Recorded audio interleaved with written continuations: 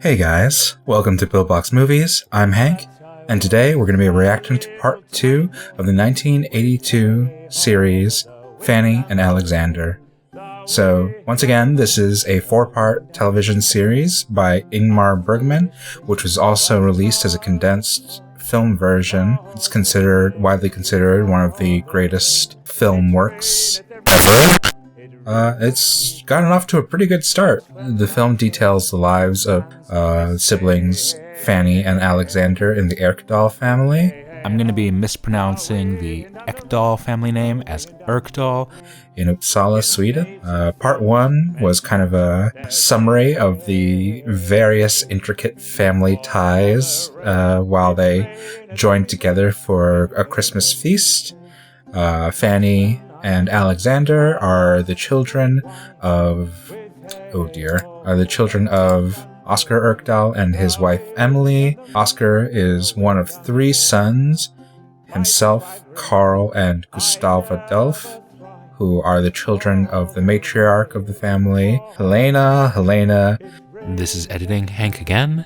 For the purposes of this episode, you don't need to know all this stuff. It's cool.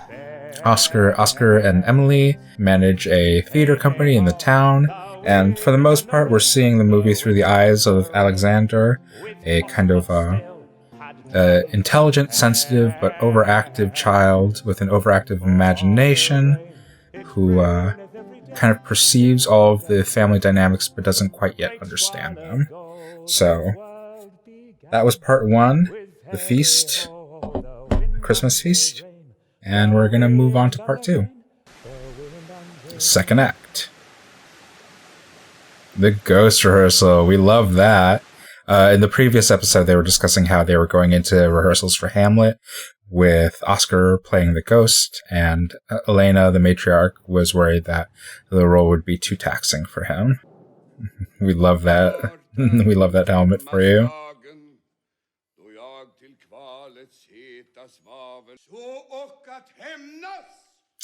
They don't have a great pace for Shakespeare, I must say. Perhaps they'll find more nuance in the moments of silence, but at least to a modern ear, it is not the most quippy pace. So who would Emilie play in this production? I guess Ophelia? She seems a little bit old for the role. I shouldn't say that. I'm gonna get flamed for that. List. Oh, list. That's my Brian Blessed impression. List. Oh, list. Murder. Most foul. Avenge his foul and most unnatural murder. Murder. Most foul.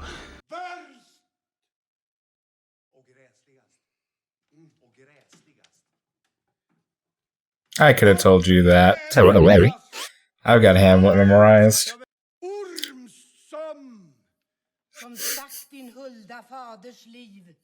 Now sleeps in his bed. Now where's his crown? Okay. You know what? I'm not a Hamlet scholar.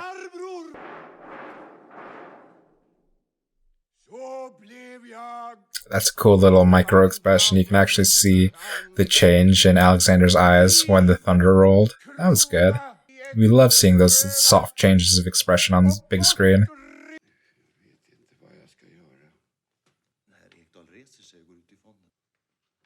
How many weeks are we into rehearsal? This might not be that bad. Okay, that might be a problem though. I don't really think of Bergman as a zoomish kind of director. That's interesting to see him use that. Not to say that he doesn't use it, but I mean, I don't usually see him using it as like as an exclamation point for a shot.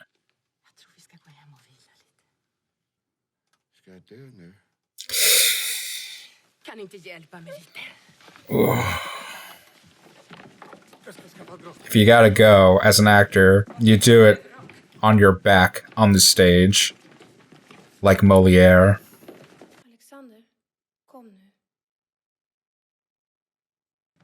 Do you ever wonder what is going on inside their head?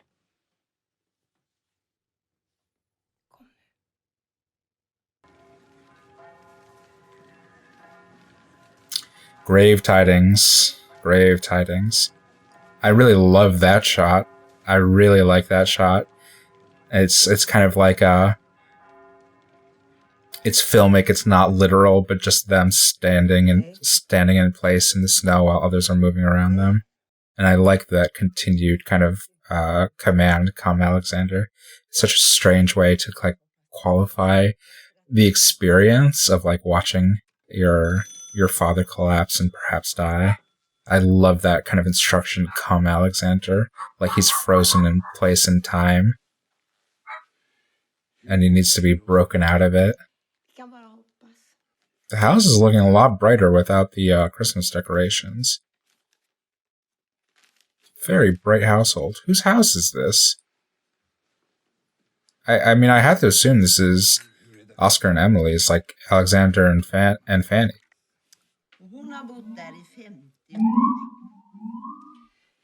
A lot of sirens tonight.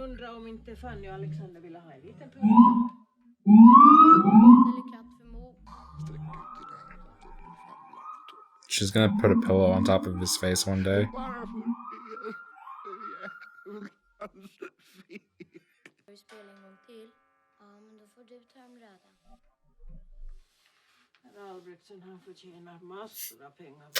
This is one of those dialogue scenes. So Ingmar Bergman wrote and directed this. He also directed for the theater. This is one of those scenes I feel like in its construction makes more sense in a theater, where as an audience you kind of understand the kind of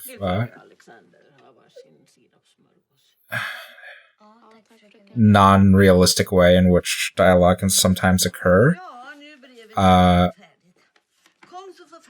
Having kind of like this kind of stilted dialogue where like one group will talk and then another group will talk and another group will talk. In a musical theater context, this is like quintet in West Side Story. But in film, it's kind of like hard to play as like loosely with the rules like that. Film in its own way is less abstracted than theater and is more kind of realistic in its presentation, even though it isn't realistic in terms of how the audience understands it and perceives it. It's perceived as less realistic or more realistic than theater. And so you can't have this kind of like cross-hatching dialogue in a way that you can have in theater. It'd be more realistic just to have overlapping dialogue. But also, I understand that within this context, having overlapping dialogue would be really messy and a confusing way to kind of construct the scene.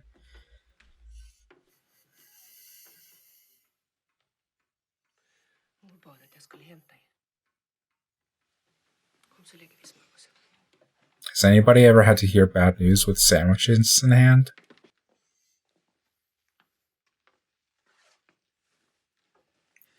Amazing composition. What a beautiful shot. And once again, the "Come, Alexander."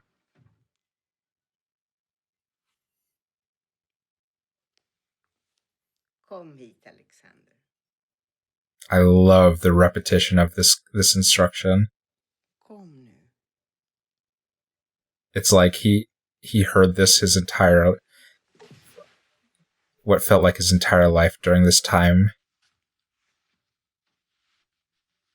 Just not knowing what to do and being taken by the hand by everybody in his family.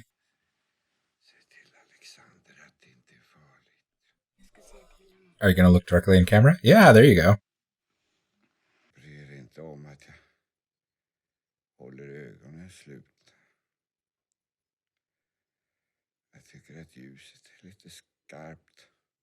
I love how Bergman doesn't feel the need to rush anything. You like really sit in the anxiety of a scene. And the humor. And the conflict. Such wonderful, wonderful shot construction.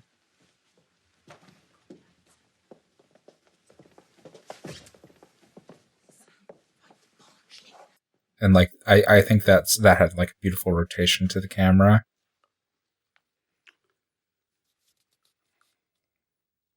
Oh. Oh. Really seeing it from his perspective. This is so well done. I mean, it's Bergman. What do you expect? But this is so well done.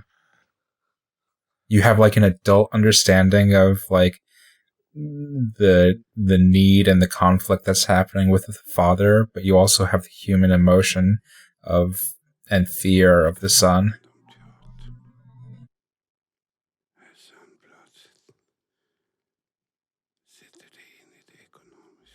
Such a beautiful shot. Such a beautiful shot. Jesus. She deeply cares about him. Deeply. And it's not expressed through tears or a meltdown. This is just how she, as a human being, is internalizing and reacting to this situation.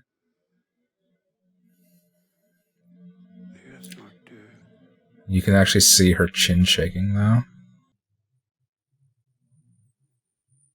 They just open their eyes simultaneously. That is so beautiful.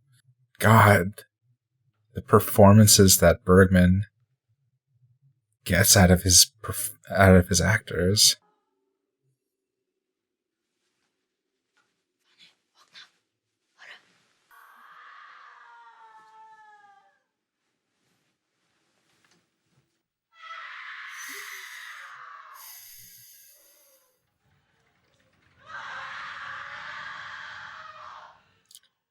So this is like obviously it's like the same living room as they had their Christmas gathering in the first episode. That's where their aunt was playing the piano. And it's just completely changed in this context.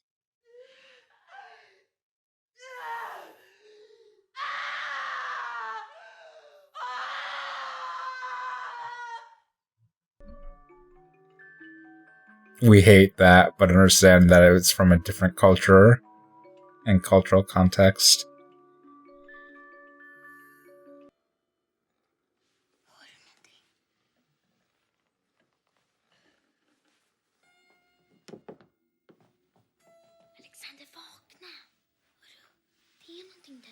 All these rooms look so different in the cold light of day. Oh God. That is messed up. Is he wearing his, like, the pajamas that he died in? Oh, God. No, he's wearing a suit. That gave me actual chills.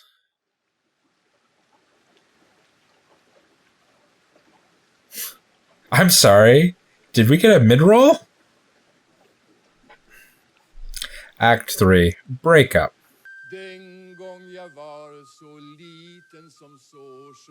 Hey, they're doing King Lear.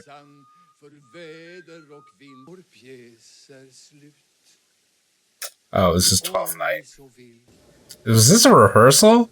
They're running weather on their rehearsal? Oh. Very poorly attended performance. That sucks. Oof. I know that feeling. Ooh. Bishop's back again. Oof. I wonder if that chair is gonna make a comeback. Here's a weird question. The most expensive chair in the world. That's a great chair.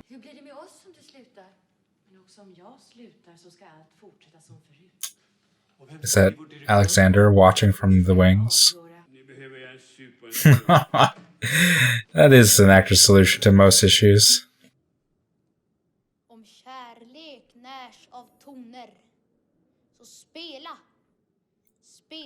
We love that for you. Practicing your Orsino at such a young age.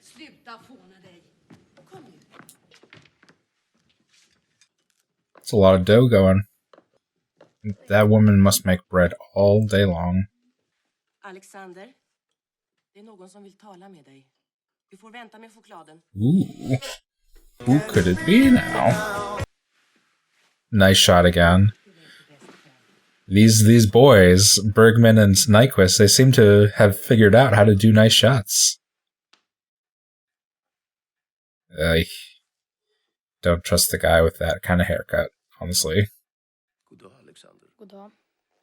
Är församlingens själasörjare. Biskopen har varit mycket god. Kind of a Hamletish feelings to this. Ja, vi har också talat om dig, min gubbe. Jag har talat om för biskopen. Those hands. Förfärligt vad din näsduk är smutsig idag. Har inte Maja givit dig en ren näsduk? Okay, don't do this double front thing. Yeah, seriously, I hate this double front that they're portraying. I hate it. Som jag satt flit och Why are they ganging up on him like this? Ska du lyssna på biskopen Alexander? I hate this. They've got to back off. Du är ganska spänd på vad jag tänker säga.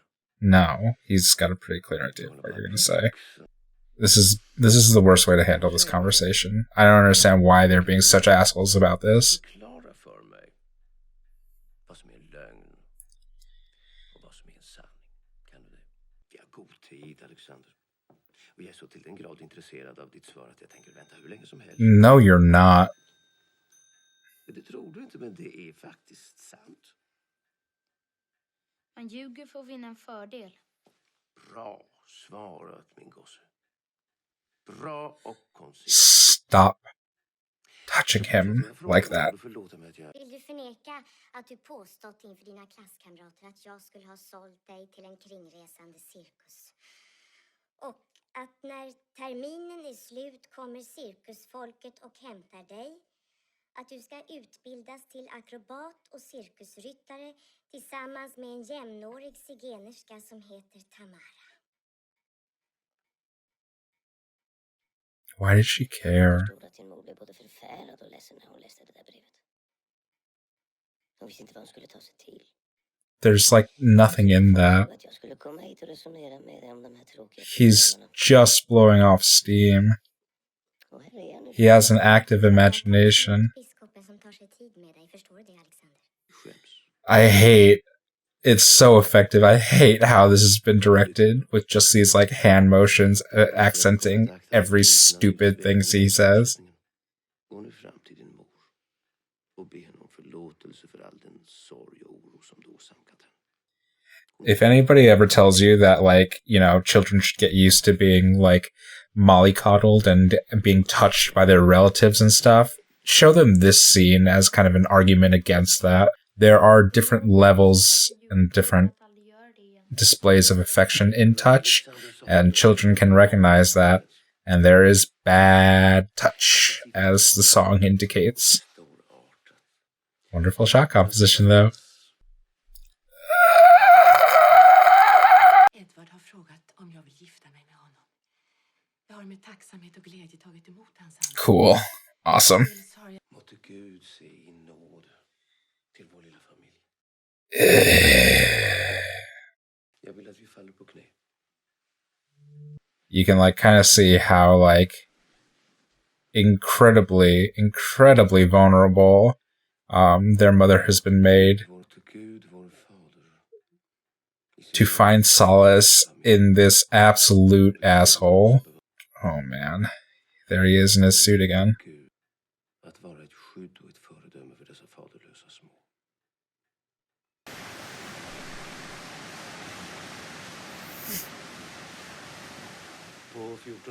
This is taking a turn for the worse. I de här gamla rummen finns en skönhet som är oförgänglig. Vi ska vara tacksamma att vi får leva i en atmosfär av kärvhet och renhet. Välkommen, fru Ekdahl. Tack. That's an awesome angle to play at. I'm really interested in that. Välkommen. These eyelines are really cool. Goddag, faster Elsa. Hur mår faster idag? Kan du tänka dig att vi har besök idag? Vilket besök? Kom och hälsa nu barn som var inte rädd. Jesus. That was a jump scare. Goddag, fröken Vergerus. Oh man, these shots are so well constructed. They've made this into a horror film. Just the artistry of like that woman crossing into the frame, and then the door coming ajar and revealing like this horrid, infirm and obese aunt just like bedridden. Jag vill att du och dina barn kommer till mitt hus utan ägodelar. This is the one time. Jag vill att du lämnar This is the one time I'm going to sympathize with the bourgeoisie. This does not seem like a good prospect for you. Don't agree to these terms. This is not going well. What is this terrible spell that he has cast over her? This is what happens when you watch your friends enter into relationships with the worst people, which they inevitably will, but it's so much worse seeing this happen to a person with children. Depression does, like, insane things to people's brains.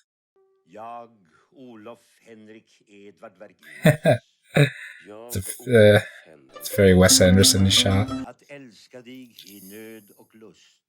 I don't like how he makes direct eye contact. Once again, this I guess like 45, this 60-degree angle. It's very interesting. Blocking on the part of Nyquist and Bergman. Hey, Dad. Yeah.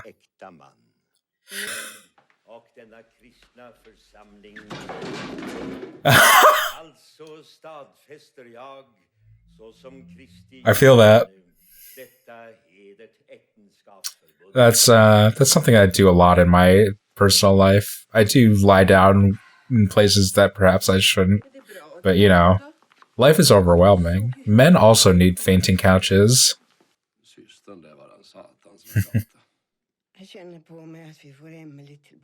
Hopefully. I pray for you. I sincerely pray for you guys.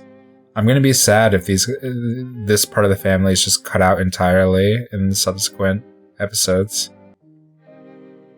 Taking these same walks, but recontextualized now. Oh man.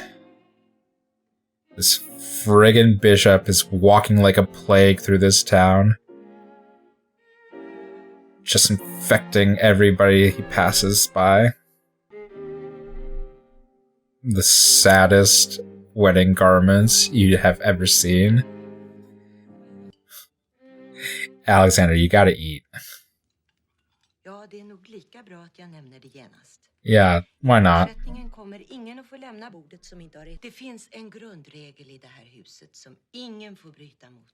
Awesome.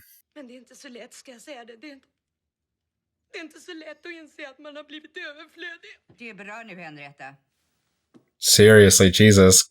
God. I mean, you were under the impression that their previous family dynamic was already messed up enough? This is some frightening stuff. This is like, after Joffrey, you get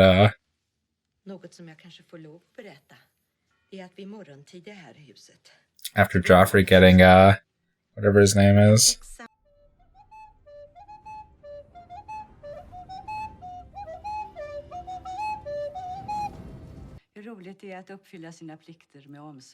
It's like after Joffrey getting Ramsay Bolton. Congratulations! Congratulations! Henrietta's pissed that they haven't cleared their table. How awful.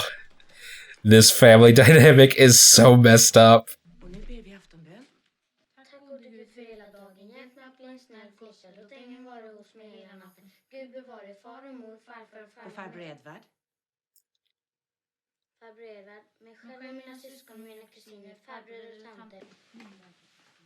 What time is it?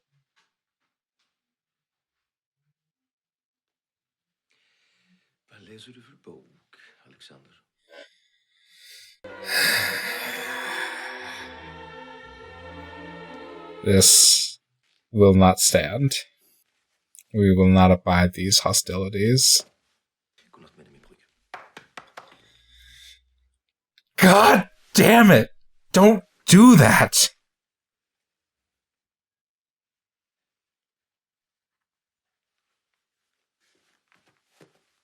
you felt it in your bones, right? He was about to tear that head off. Min högsta önskan är att vi ska leva i fred med varandra. Definitely. Definitely. Kärlek kan inte kommenteras. Men vi kan visa varandra. Because this seems like a totally equitable relationship. Girl, you gotta get out of this dick sand. He has got you trapped with his dick. För 15 år sedan bodde 2 små flickor i det. They died. De drunknade ner i floden tillsammans med Jag tycker att vi har fått en tråkig styvfar. Den där systern har det väl inte riktigt klokt. Oof. Berget som måste matas. Jag vill inte bo här. Oof. Oof. Oof. For the record, this is not a dish record. Just the truth. Du måste ge mig lite tid. Det är så mycket som ska ändras. Huvudsaken är att vi inte tappar modet. Grief does terrible things to the human heart. Jag är med honom därför att jag älskar honom. Och nu ska vi sova. När vi inte är så trötta kommer allting att vara mycket. They're like, it's 7 p.m. Drottning Gertrud. Och din snälla styvfar är inte kung av Danmark. Och det här är inte Kronoborg. No, this is a hovel. Galler utanför fönstren. Not a good look at all.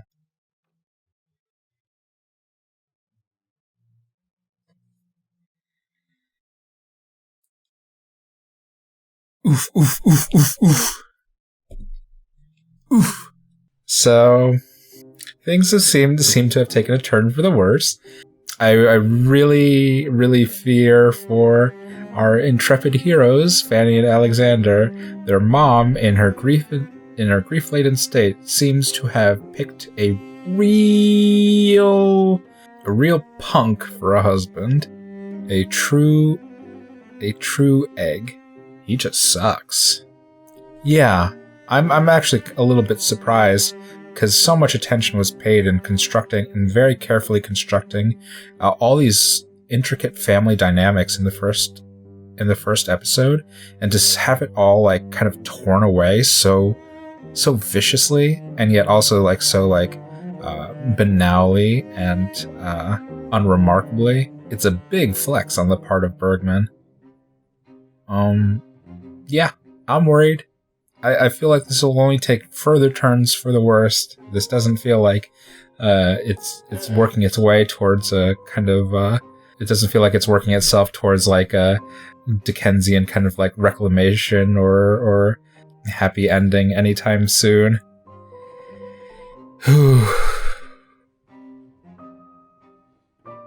Yeah, I'm worried.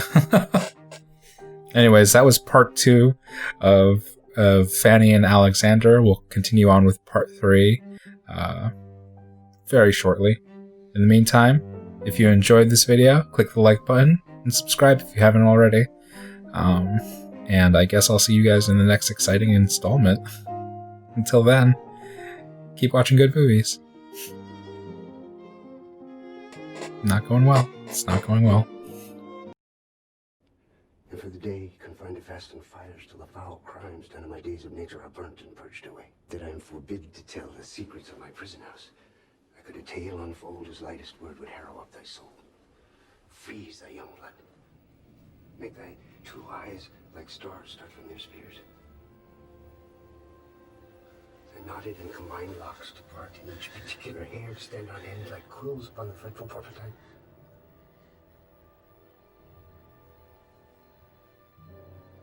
This eternal blazon must not be the years of flesh and blood.